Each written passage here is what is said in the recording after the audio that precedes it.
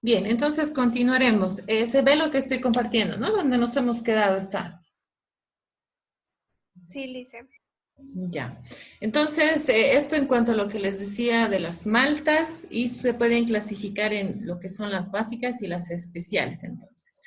En cuanto a lo que es el agua, es importante la dureza que tiene el agua, ¿no? Porque, ¿a qué se refiere la dureza? Cuando hay un contenido muy elevado de minerales, principalmente como en el caso de los sulfatos de calcio o sulfato de magnesio, que son los que afectan mucho a lo que es el sabor o la etapa fermentativa de una cerveza. Entonces, intervienen desde los momentos iniciales del mezclado con la malta, entre el 85 y 92% de la cerveza es agua. Entonces, por eso es importante que esta agua contenga características en cuanto a lo que es agua blanda, ¿no? Que sea un agua blanda y no así un agua dura. Les vuelvo a repetir porque el agua dura es la que representa minerales que van a interferir en la etapa fermentativa e incluso en el olor, en el sabor, perdón, básicamente en lo que va a obtenerse, ¿no? La cerveza. Luego está como segundo o tercer ingrediente de la elaboración de la cerveza, está el lúpulo, ¿no? En el caso de lo que es el lúpulo, entonces se trata de una planta trepadora que es la encargada de proporcionar el sabor amargo, ¿no? Esta es característica por los alfa ácidos. Ustedes han hablado sobre lo que son las lupuninas, que son componentes que van a proporcionar este amargor a la cerveza. Algo que es importante remarcar en el caso del uso del lúpulo, no todas las cervezas utilizan el lúpulo, ¿no? Hay varias cervezas artesanales en nuestro medio que no utilizan el lúpulo, pero sí generan una fermentación con características muy parecidas a este amargor que es característico de lo que es la cerveza, ¿no? Sus aceites son los que van a aportar entonces el amargor imprescindible para balancear el dulzor de la malta. En el caso de la levadura, se utilizan diferentes tipos de levaduras también con relación a la cerveza que se va a obtener, ¿no? Entonces, dentro de estas características podemos nombrar que son de tamaño de 5 a 10 micras y son las que mejoran las características por una modificación genética que se puede ir manipulando entonces al microorganismo e ir mejorando la etapa fermentativa en cuanto a lo que es la cerveza. Esto determinando el tipo de cerveza que se quiera elaborar, ¿no? Y esto también lo vamos a ver. Luego hay otras especies que se las denomina grits, son añadidos que hacen más estable la elaboración generalmente de otro tipo de cereales, ¿no? Pues, es decir, se utiliza el trigo, avena, maíz o centenos, entonces se puede denominar estos añadidos que le van a dar otro tipo de características a las cervezas, como se ve aquí, a estabilización de la espuma, sabores de la cerveza, la densidad, ¿no? Que van a generar algunas características diferentes a la cerveza. Están también algunas que se pueden utilizar como el cilantro, el jengibre, la cáscara de naranja, también el algarrobo, piquilín, perdón.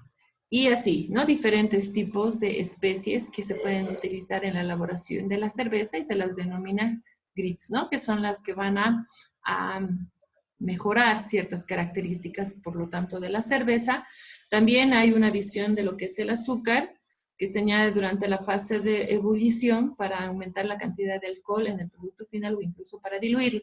Pero el azúcar no debería utilizarse. Se utiliza seguramente en algunos casos, si es que no se ha podido obtener la cantidad de azúcar, en este caso de la glucosa, ¿no? A partir del almidón.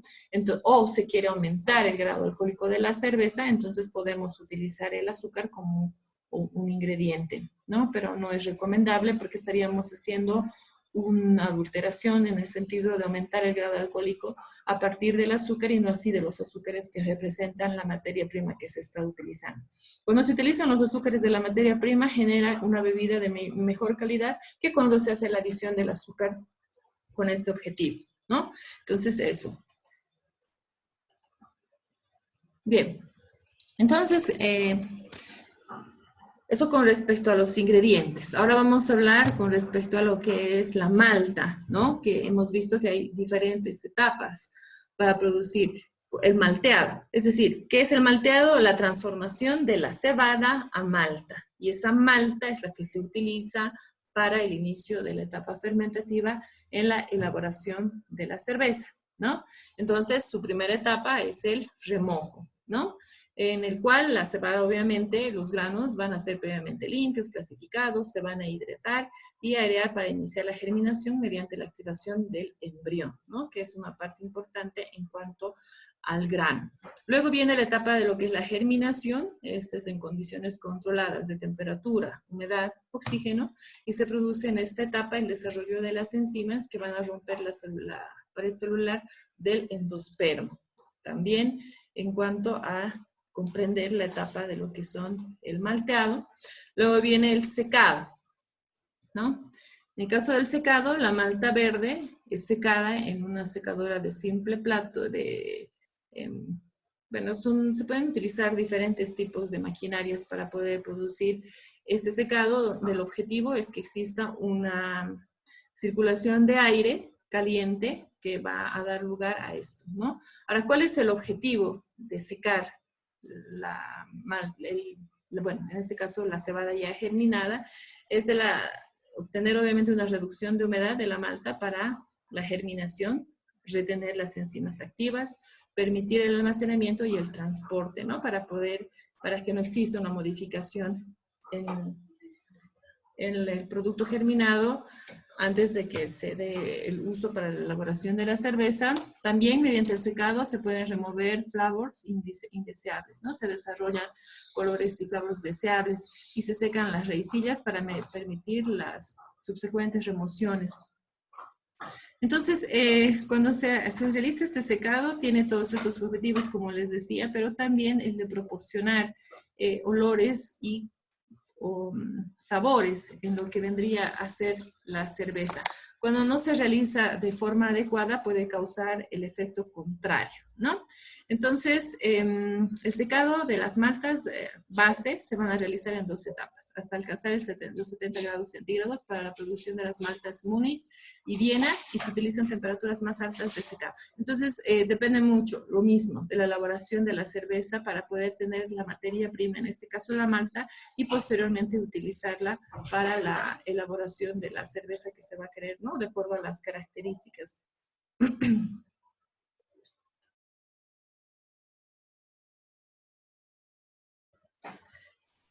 Bien, entonces,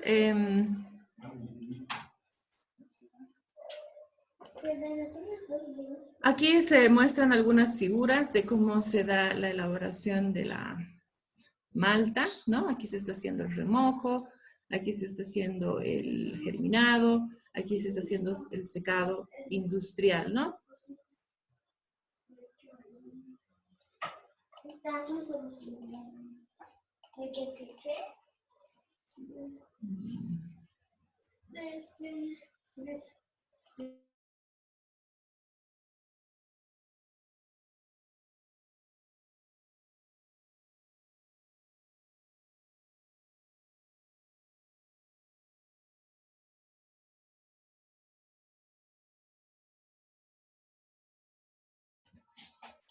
Bien, entonces, bueno, estas serían las 3 etapas que les decíamos y como les decía, mejor dicho, y la última etapa vendría a ser el del tostado. El tostado con el objetivo de desarrollar los colores más intensos y flores también, ¿no? Que son posibles mediante el secado convencional. Luego viene el triturado, que obviamente ya va a ser parte del inicio de la elaboración de la cerveza. Aquí tienen este link que es con respecto a el video de la elaboración de la cerveza y el uso de las levaduras, ¿sí? Y cómo se obtienen los dos tipos de levadura, perdón, de cervezas, que son las lagers y las ales. Entonces, esto van a verlo, por favor, y van a tomar en cuenta para poder hacer la actividad que les había nombrado. Bueno, en cuanto entonces a la tecnología de la elaboración de la cerveza, aquí están las etapas más resumidas con respecto a esto, en el cual viene primero la selección de la materia prima, ¿no? Que en la mayoría de los casos es un mayor porcentaje de cebada. Hemos dicho que algunas pueden contener otro tipo de adjuntos, maíz, arroz, ¿no? En general también se tiene que tomar en cuenta el lúpulo que se va a utilizar, el agua, etc., ¿no? En cuanto a la selección de la materia prima. Luego tenemos la obtención del mosto, que es cuando se ha producido el malteado que hemos nombrado anteriormente. Entonces ya estamos hablando de esa obtención ya de la molienda que se ha hecho a la malta, una vez que ha sido secada o tostada. Entonces viene el proceso de cocción, donde las materias primas se degradan y se disuelven en agua, ¿no? Y aquí ya debe venir un inicio importante de esta activación de las enzimas para poder ir transformando el almidón en la glucosa o en los azúcares que van a ser fermentables y van a producir el alcohol o el etanol, ¿no? Luego viene la etapa de lo que es la clarificación, donde se habla de las materias solubles del extracto que se van a ir separando en partículas sólidas. Esto significa que se tiene que producir la eliminación de estas para poder generar una cerveza con mejores características organolépticas, ¿no? Después se adicionan las levaduras que son seleccionadas para la formación del alcohol y el dióxido de carbono. Obviamente también dan lugar a la producción o el desarrollo de sabor. La fermentación se va a producir la mayor cantidad se va a producir la mayor cantidad de alcohol y gas carbónico que nos permita la materia prima o la malta que se ha obtenido. Luego está la maduración, que es una etapa que puede durar varios días, tiene influencia decisiva en el sabor de la cerveza. Entonces, ya nombrando un poco más con respecto a lo que viene a ser este proceso de cocción, ¿no? O las que van a conformar la tecnología en cuanto a la elaboración de la cerveza, y son estas: evaporar, el exceso de agua. Está la extracción de los componentes del lúpulo que son adicionados. Hay una isomerización de los alfácidos que van a producir este amargor. Va a haber la destrucción de enzimas de la malta, en algunos casos va a haber una esterilización del mosto, una eliminación de compuestos volátiles indeseados, la formación de compuestos que van a ser responsables de la formación de aromas, sabor o color, la coagulación de las proteínas. Esta coagulación de las proteínas hasta cierto punto incluso llegan a interferir en las características organolépticas de la cerveza, y se tiene que tener mucho cuidado para posteriormente ir eliminándolas. En el caso del agregado de las levaduras, como se muestra aquí, y la fermentación, como habíamos dicho, son las que van a producir o se van a dar dependiendo del tipo de cerveza, pero bueno, ya sean las cervezas lagers o las ales que ustedes van a ver en el video que les decía, estas dos cervezas sí tienen una diferencia en su fermentación en cuanto a la adición de las levaduras, pero el producto es el mismo, ¿no? Es decir, las cervezas van a tener ambas las mismas características en cuanto a grado alcohólico, color, olor, sabor, etcétera, ¿sí? Entonces, eso en cuanto a aclarar en uso de las levaduras que se hacen en la elaboración de la cerveza. Algo importante también es la carbonatación, que también se ha nombrado. En este caso, la carbonatación es la espuma que se genera, ¿no?, en la cerveza. Y eso se da por la fermentación de los azúcares residuales, como una segunda fermentación. En el caso de que se requiera, incluso se da una más. Si aún así no se obtendría esa espuma que se espera, se hace una visión de esto, ¿no? Generado por una maquinaria específica para poder tener una cantidad de carbonatación y al momento que se abra la cerveza produzca esa espuma que nosotros conocemos y es muy característica de la cerveza. Si no hay espuma, entonces ha habido algún problema en su proceso de elaboración, principalmente en la etapa de lo que es la carbonatación. También hay la eliminación del exceso de las levaduras. Bueno, se tienen que quitar las levaduras, como habíamos dicho, porque si las dejamos en el tanque fermentador van a generar otro tipo de características en sabores y en flavores de la cerveza y eso va a perjudicar el producto final, ¿no? Que son la precipitación de compuestos causantes de la turbidez en algunos casos y cambios sobre el aroma y el sabor. Entonces se tienen que considerar estas etapas cuando hablamos de la elaboración de la cerveza. Aquí hay ejemplos de los fermentadores que se utilizan. Aquí estamos viendo en el caso de primero de la parte de la elaboración del mosto, luego están los filtros que se pueden utilizar, los envasados, ¿no? En general, ¿no? Maquinarias que ustedes pueden identificar. Aquí tenemos un análisis nutricional de la cerveza, los componentes importantes en cuanto a las cervezas y, bueno, comparadas con otro tipo de bebidas o alimentos, ¿no? Obviamente, las kilocalorías, si se dan cuenta, no son muy altas tomando en cuenta estas dos. Hay cervezas también sin alcohol, ¿no? Hay los hidratos de carbono que van a ser presentes en el caso de las cervezas Pilsen, las proteínas, ¿no? Pero sabemos que el contenido de otro tipo de nutrientes no existe. Esto es importante. Tienen que reconocer el grado alcohólico dependiendo de la bebida. Y eso está muy referido al proceso de elaboración también.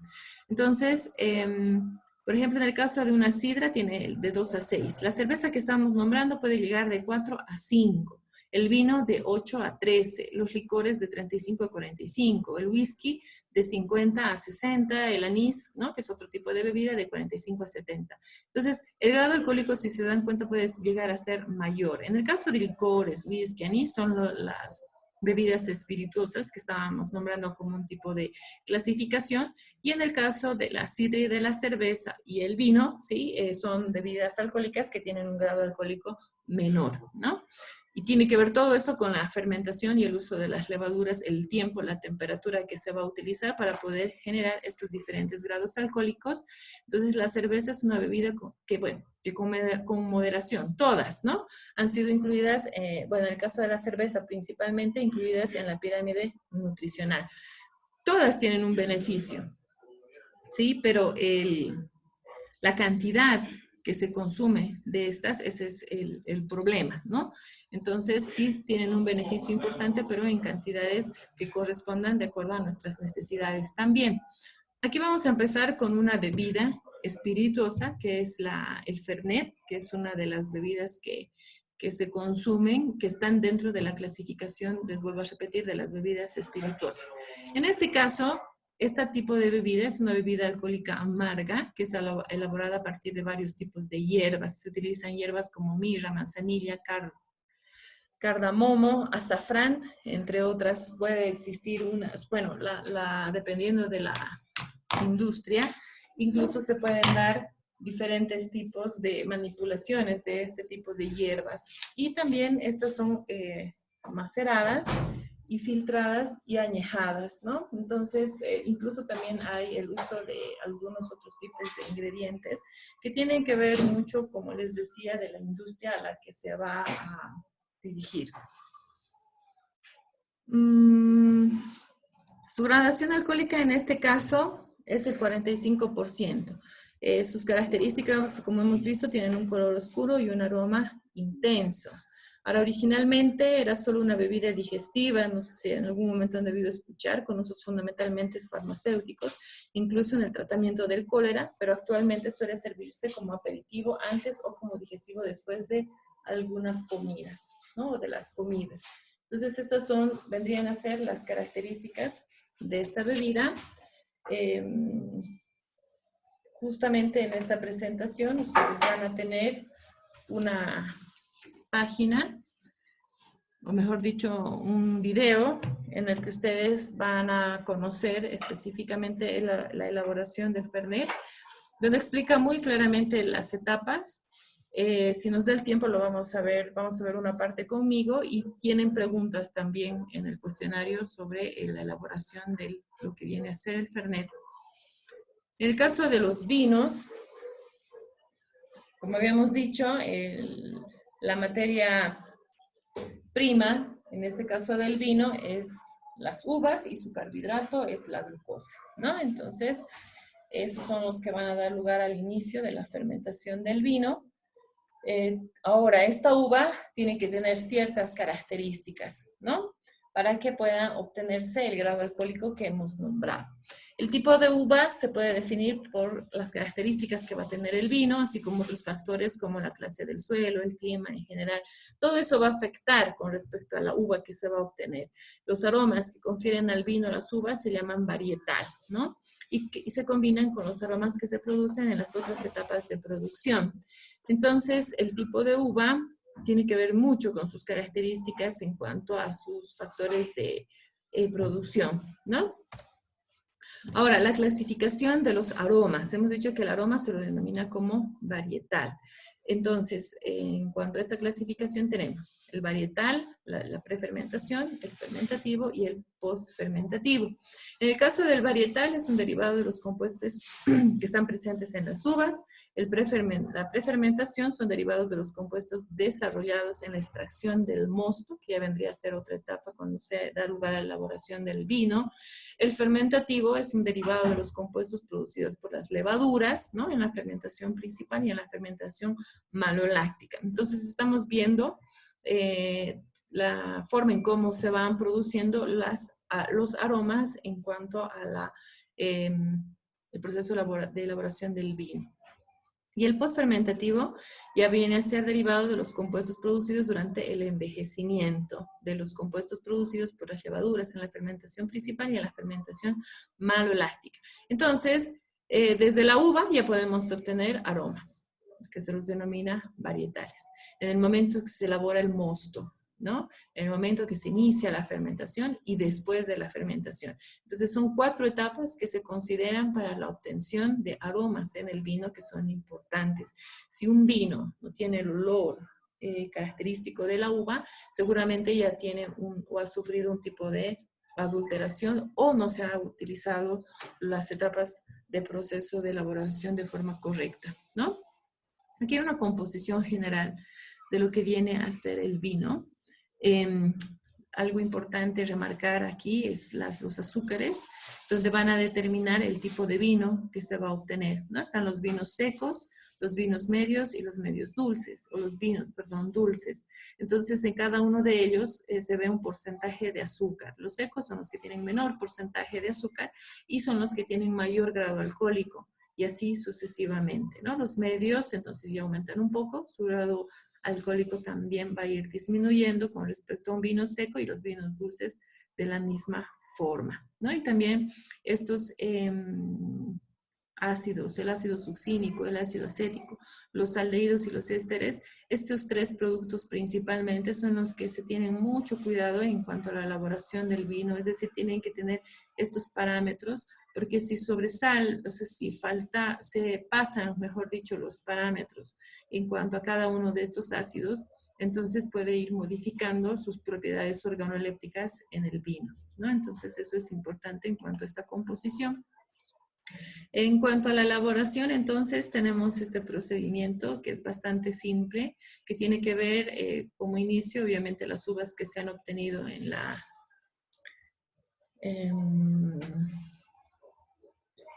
cosecha, el despapillado y el estrujado, ¿sí?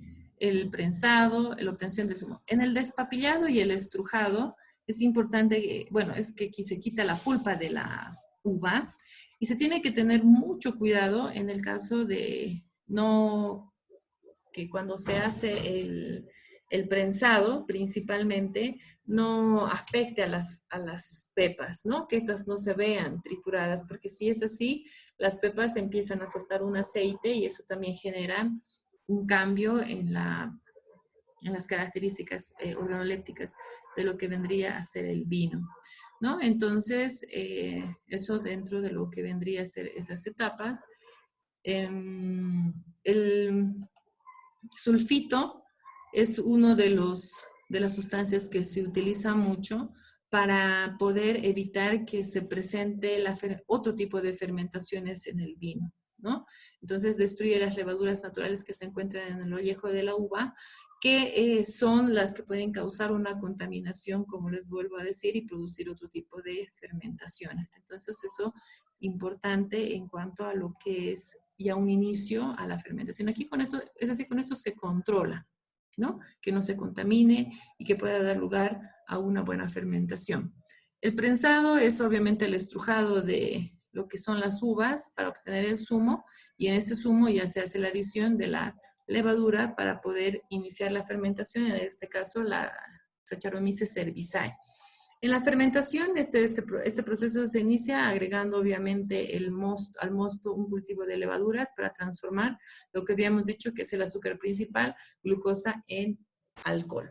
Ahora, aquí no estamos viendo presencia de enzimas que van a transformar algún azúcar previamente, ¿no? Como en el caso de la cerveza. ¿Por qué? Porque ya tenemos la glucosa presente. Entonces, al tener la glucosa, ya no necesitamos que obtenerla porque ya está y solamente necesitamos utilizarla, pero tener la certeza de que no va a haber ningún otro tipo de contaminante, y esas son las etapas previas que se tienen que considerar, y de esa forma ya iniciar la fermentación en la que la glucosa obviamente va a ser transformada en alcohol. Se necesita una buena aireación para el desarrollo de las levaduras, una temperatura aproximadamente de 20 grados centígrados para que sea rápida. ¿A qué se refiere eso? Que si nosotros esa temperatura la tendríamos menor a 20 grados centígrados, se produciría la fermentación, pero de forma mucho más lenta.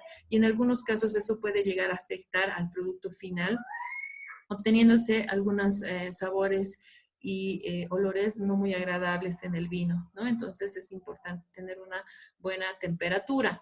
Luego está la clarificación y la filtración del vino. Eso porque cuando obtenemos después de la fermentación y la posterior maduración del vino, se obtiene un líquido bastante turbio, ¿no? Entonces no es nada agradable a la vista, ¿no? Sus características organolépticas en este caso tampoco lo son, y por lo tanto se tienen que clarificar. ¿Para qué? Para eliminar las partículas en suspensión que enturbian el vino. El agregarle algunas sustancias clarificantes que las van a ir arrastrando y por lo tanto las van a ir eliminando, ¿no? Se pueden utilizar algunos conservantes, como tienen aquí, ¿no? Que es el sulfito y el ácido sórbico, cantidades pequeñas, pero como conservante. Ahora, en el caso de lo que viene a ser el proceso, por lo tanto, haciendo una reproducción de lo que hemos hablado, tenemos el despapillado, que es, aquí tienen una máquina que puede ejemplificar eso, el prensado, aquí están las uvas y eso es una prensa, ¿no? Que va a ir aplastando las uvas con el cuidado de que no suceda eso a nivel de lo que son las pepas. Luego está el sulfitado, el análisis del sulfitado para evitar de que no exista una contaminación antes de iniciar la etapa fermentativa, y las piletas de maduración o almacenamiento, ¿no? Donde ya se está produciendo la fermentación. Ahora, aquí están unas dosis recomendadas justamente del sulfito que se tiene que ir utilizando en la elaboración de los vinos. Esto, por ejemplo, del sulfito es importante porque cuando nos toque hacer el análisis en el laboratorio, vamos a hacer un análisis del sulfito que se mantiene en el vino, que tienen que ser cantidades pequeñas, porque si se mantendrían en cantidades demasiado altas, ya se nota y se va a dar lugar a un vino de mala calidad. Entonces es importante tener en cuenta que estas cantidades ya están establecidas, ¿no? Y se da con respecto al tipo de uva que se va a utilizar, ¿no? Hay uvas sanas, uvas con una acidez alta o con una acidez baja o ¿no? Y muy maduras, entonces va a haber una variación con respecto a eso. Las uvas alteradas también que pueden tener algunos tipos de modificaciones en que ya puedan estar iniciando tal vez un proceso fermentativo, es decir, cuando ya están muy maltratadas, ¿no? Entonces aquí se recomienda el uso del sulfito para poder controlar, ¿no? Y no se pueda contaminar, en este caso, la bebida alcohólica, ¿no? O el vino. Aquí tenemos los clarificantes que se pueden utilizar, que les decía, ¿no? Que se tienen que utilizar para ir eliminando todas estas sustancias que generan turbidez en el vino, que pueden ser todas estas, ¿no? Gelatinas, cola de pescado, albumina de huevo, caseína, bentonita, siliz coloidal, alginatos. Y PBPP significa el polivinil polipipirrolidona, que este es uno de los clarificantes que se utiliza más justamente para cumplir este objetivo que se tiene de eliminar estas sustancias que generan turbidez en el vino. También está la filtración, que juntamente con lo que es un clarificante va a ir mejorando cada vez más estas características organolépticas, ¿no? Entonces aquí se ven, en este caso, una filtración con membranas con flujo tangencial o un filtro de prensa, ¿no? Se pueden utilizar ambos dependiendo de la industria. Este es un ejemplo para que ustedes puedan ver algunas maquinarias que se van utilizando en la elaboración del vino. Ahora, los controles de calidad son acidez, el extracto seco, sales inorgánicas y el sulfito que les decía, ¿no? Que no debe superar esta cantidad y que se puede todos estos determinar mediante un análisis, y estos son los que nosotros tenemos que realizar en laboratorio. La acidez, ¿no? ¿Cuánta es la acidez volátil, fija, total de lo que tiene que tener un vino? En el caso del residuo seco que queda en la evaporación del vino, las sales inorgánicas que tienen que ser entre estas cantidades y el sulfito que tiene que tener estas características. Ahora, hay microorganismos entonces alterantes, ¿no? Que van a poder, que se tienen que tener cuidado que no se presenten en todo este proceso de elaboración del vino, porque van a ir generando algunos tipos de características no deseadas en el vino. Están las bacterias acidoacéticas. Bueno, en el caso del acetobacter, la Pasteurianus, que es responsable del avinagrado, la coloración parduzca, el sabor agridulce y turbidez. Las lácticas o las acidolácticas, que también son las que pueden causar una alteración mayormente, como en el caso de las lactobacillus, que pueden generar un agriamiento, malos sabores, turbidez, etc. Hay algunos hongos que muy escasa contaminación por parte de ellos pueden desarrollar corchos mal sellados, ¿no? Cuando no se produce un buen envasado, y pueden generar un aroma a moho en el vino. Las levaduras, que son las más frecuentes en la alteración, pueden variar según la región, ¿no? En el almacenaje, en los tanques, etc. Entonces hay que tener esta consideración en cuanto a los microorganismos que pueden alterar, en este caso, el vino. Luego están estos vinos especiales, que se los denomina como los vinos espumosos, que son el resultado de una fermentación secundaria del vino que hemos hablado en cuanto a su elaboración, en la que se va a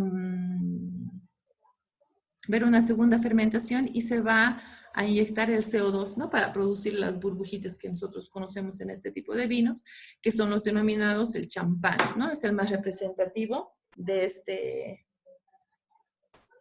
grupo.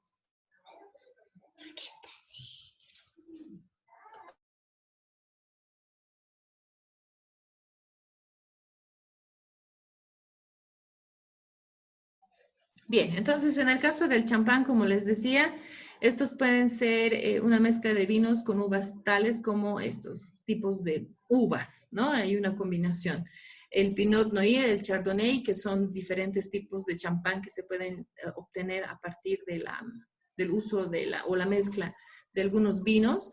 Luego, bueno, para lograr este tipo de fermentaciones se pueden añadir levaduras y azúcar en la mezcla de la base de los vinos, y además también se pueden incorporar algunos taninos para inhibir el crecimiento microbiano, ¿no? Entonces, esto en cuanto a las características de lo que vienen a ser los vinos espumosos.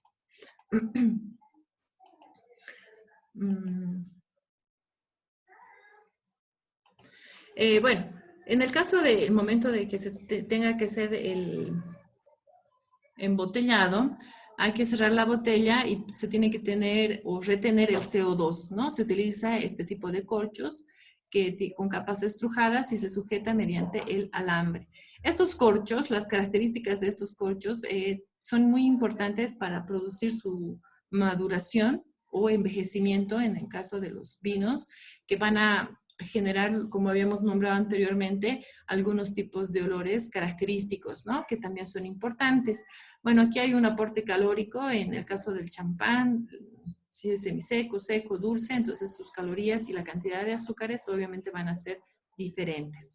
En el caso de lo que son las bebidas espirituosas principalmente, tenemos que hablar que en este tipo de bebidas se considera mucho lo que es la destilación, cosa que no se ha considerado ni en la cerveza ni en el vino, ¿no? No tienen esta etapa de destilación, pero sí en todas las bebidas espirituosas. Una bebida espirituosa, entonces sí o sí ha pasado por un proceso de destilación, ¿no? Esto es para purificar el alcohol que se va a obtener e incluso de esta manera clasificar a la bebida alcohólica, o en este caso espirituosa, con mejores calidades, ¿no? En cuanto a cuanto mayor número de destilaciones que pueda sufrir la bebida espirituosa, esto genera mayores características en cuanto a la calidad de la bebida alcohólica, ¿no? ¿Cuáles son estos tipos de bebidas? El brandy, whisky, ron, ginebra, vodka o los licores, entre otros, ¿no?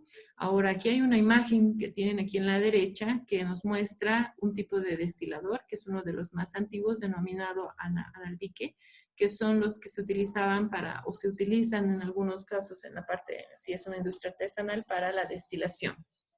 Entonces, los componentes de una solución, en el caso de una destilación, se separan en función de la volatilidad o el punto de ebullición. ¿Qué quiere decir eso? Que se va calentando, ¿no? La bebida alcohólica ya fermentada con un grado alcohólico específico, y lo que se va a hacer es, de acuerdo a su punto de ebullición, va a ir separándose, ¿no? Entonces aquí, por ejemplo, se calienta la bebida, ¿no? Aquí hay un calor que se está produciendo, aquí está la bebida alcohólica y se va a ir destilando, ¿no? Y va a pasar por este tubito y aquí se va a obtener ya la bebida destilada por su punto de ebullición, ¿no? Los alcoholes que van a subir primero son los que se van a considerar como de mejor calidad, y los que van a ir siguiendo ya de segunda o tercera calidad.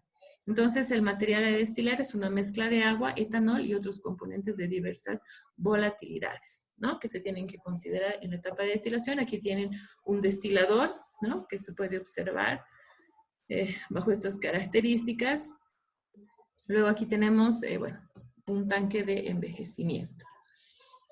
Bien, entonces lo más importante, como les decía, es la parte de destilación en las bebidas espirituosas, ¿no? No se olviden, en este caso, cuáles son. A ver, ¿quién me puede decir cuáles son las bebidas espirituosas? Si es que están escuchando. El ron, el vodka, ginebra, whisky. Exacto, ¿no? Esas vendrían a ser las bebidas que están sufriendo este proceso de destilación. Luego están las que vienen, luego viene el proceso de envejecimiento. El proceso de envejecimiento se da en todas prácticamente bebidas, en todas las bebidas alcohólicas, con el objetivo de poder generar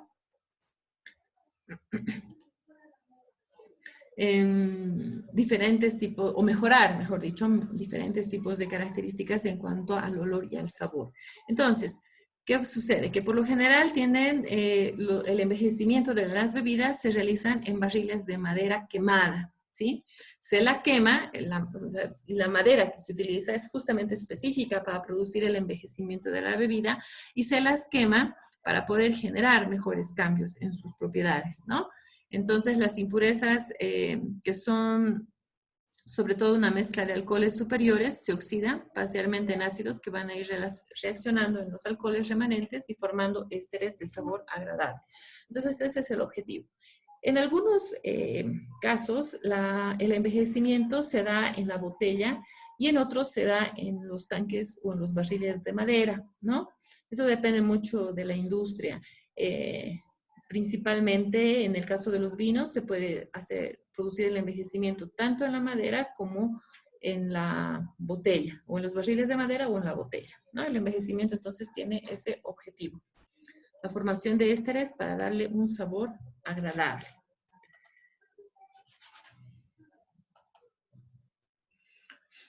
Bien, entonces, en cuanto a lo que vendría a ser